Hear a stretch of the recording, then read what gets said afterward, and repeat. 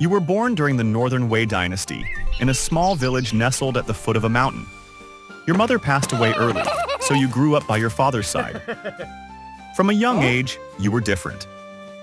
While other girls were engrossed in embroidery, you would sneak out your father's wooden sword to practice behind the house. Seeing this, your father didn't stop you. On the contrary, he held your hand, correcting every stance and sword stroke.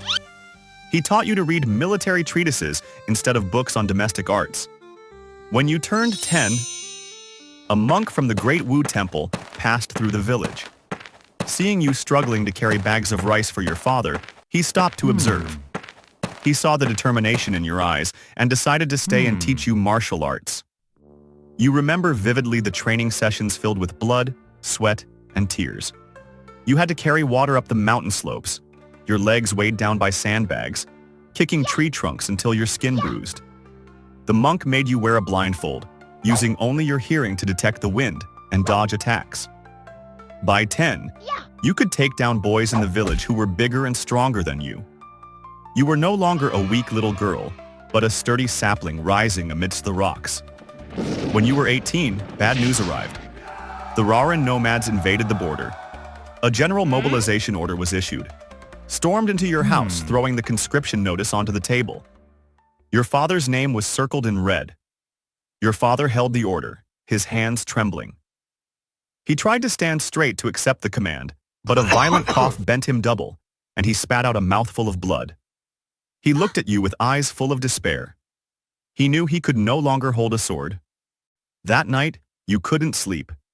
You watched your father tossing and turning, listening to his heavy sighs. You knew what you had to do. When your father's snoring finally came, you tiptoed up.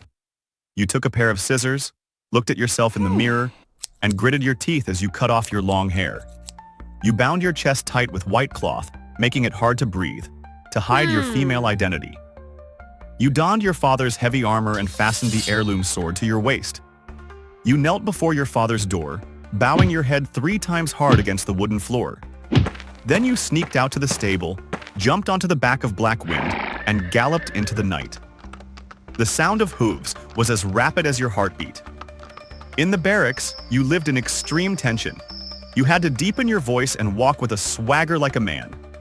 During training, you always gritted your teeth and endured, carrying logs twice as heavy as others so as not to be looked down upon. At night, you sneaked out to the stream, soaking in the cold water to soothe your wounds, daring not to take off your shirt in front of anyone.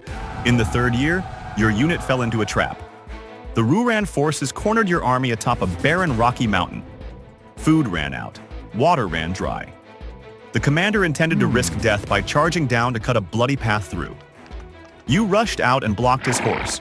You pointed to the sheer cliff behind the enemy's lines, where they had no guards. You proposed a bold plan. Use ropes to climb down that cliff for a surprise ambush. The commander agreed. That night, tying a rope to your waist, you were the first to swing down into the abyss. The wind whipped your face, your hands gripping the rocks until they bled. Upon reaching the bottom, you signaled your teammates. The group rushed into the enemy supply depot and set it on fire. Fire erupted violently. The enemy panicked. You led the suicide squad, charging in to create chaos. The main army on the mountain seized the opportunity to attack downwards. The enemy, caught in a pincer movement, scattered and fled. You stood amidst the smoky battlefield, raising your blood-stained sword, the cheers resounding. 10 years in the army, you became an oddity. You refused all communal baths and always avoided the soldiers' crude jokes. When nature called, you always ran deep into the forest. Once, you took an arrow to the shoulder. The military doctor tried to tear your shirt to treat it. You struggled, pushed him away, pulled the arrow out yourself, poured gunpowder into the wound, and lit it to cauterize the bleeding. The bone-deep pain made you faint, but your secret remained kept. Your comrades were suspicious and curious, but your bravery and talent on the battlefield commanded their respect, silencing their questions. You often sat alone cleaning your sword under the moonlight, looking toward the south, suppressing your homesickness and your promise to your brothers. When the war's over, I will tell you everything. The war ended. You refused a high position in the military, asking only for the fastest horse to return to your hometown. You rode like the wind, dust billowing behind you. The village gate appeared. You jumped off the horse and rushed into the courtyard. The door opened. There was no father. Only an old neighbor woman stepped out, stared at you, and burst into tears. She led you to the hill behind the house. You collapsed before a grassy grave. Your father had died 3 years ago. You screamed his name. 10 years of fighting, 10 years of steeling yourself as a man, now everything shattered. You removed your helmet, letting your long hair fall, and rested your head on your father's tombstone like a child.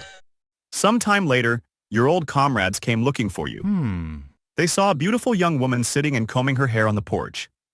They asked for your house. You turned around and smiled. It is me.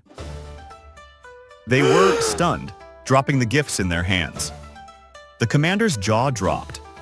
A soldier named Lai, your closest brother, stepped closer, looked deep into your eyes, and recognized that familiar, resolute gaze. He blushed, stammering, unable to speak. Lai decided to stay. He helped you rethatch the roof and till the garden. The camaraderie of the past gradually blossomed into love. A simple wedding took place.